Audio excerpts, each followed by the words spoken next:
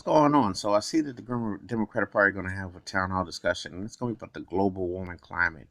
And global warming, looking at Hurricane Dorian and what's happening, and that the parts of the Bahamas have been wiped out.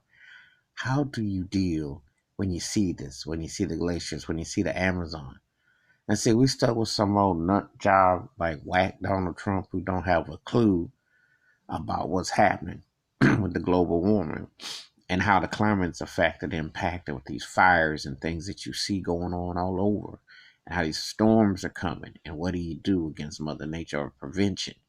And no one is speaking out, taking enough action from the government, and so on. So it's a pretty serious situation. It's very devastating to see what Dorian has done to the Bahamas and the impact and so on and so forth. And in Florida and the winds and the storms, and it's heading to Georgia and Carolina and you South Carolina, and you're looking at it and it just in like what are going to be done excuse me, to deal with and combat it, because it's a very serious issue.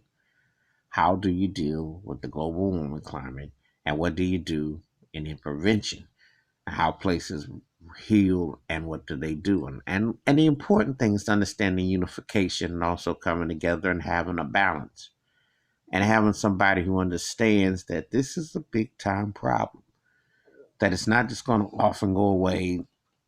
you know it's not something that when you have emergency release and what have you, you have to be prepared for conditions because they're very extreme, and it's a reality that impacts so many areas. So it's like, well, you need to be aware of how to deal with various storms and conditions where all people have the proper process to weather the storm, but you got to have a leader and people who understand how to uh, put it into perspective, but not to always hit panic mode. But it's a very serious situation, and it's very frightening for so many people that are going through it, because it's one of those situations where, um, it's like, what are you going to do to balance it out? And